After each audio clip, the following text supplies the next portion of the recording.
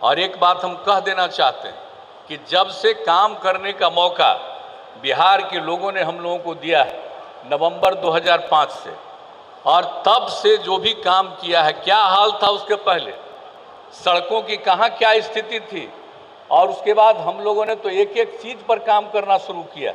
यहाँ पर तो आज आपके अब केंद्र में मंत्री बने हुए, इससे ज़्यादातर सब लोग हमारे साथी यही थे, यही राज्य सरकार में ही मंत्री रहते थे, और एक एक जगह पर जो काम हुआ ये सब लोगों को मालूम है।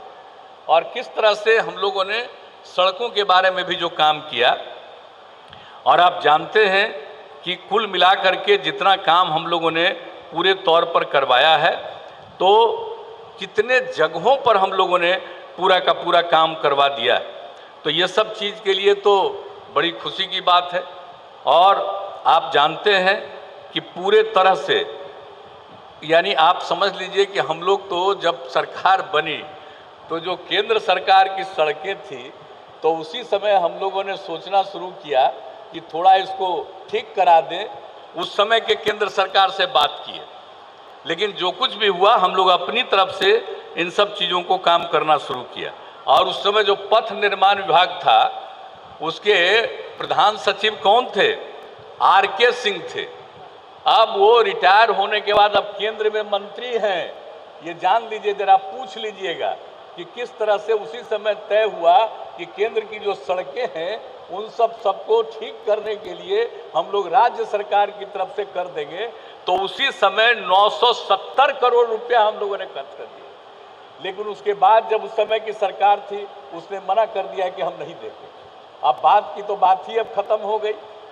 तो हम लोगों ने जो भी काम किया है और जितना भी जो हुआ और जो जितनी सड़कें हैं पथ निर्माण की, यानी आप समझ लीजिए कि 54,000 करोड़ रुपए से भी ज़्यादा खर्च करके हम लोगों ने किया।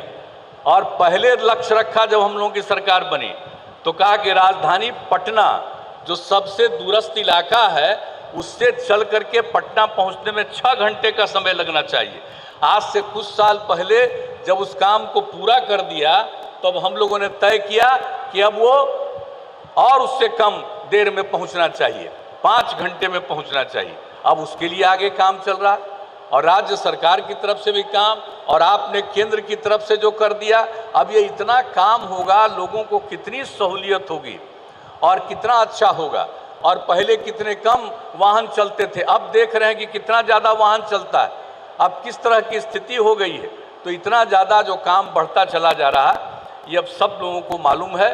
तो अभी सारा काम हो रहा है। और एक ही चीज़ हम सिर्फ आपकी जानकारी में भी दे देते हैं कि अब हम लोगों ने तय कर दिया कि हर चीज़ को मेंटेन करना, सड़क हो, पुल हो, पुलिया हो या सरकारी भवन हो, सब को मेंटेन करना है।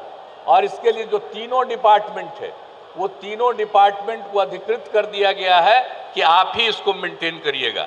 तो हम तो आग्रह करेंगे कि जब कोई निर्माण कार्य हो गया और उसको ठीक ढंग से मेंटेन नहीं किया जाए तो फिर कई प्रकार की परेशानी होगी।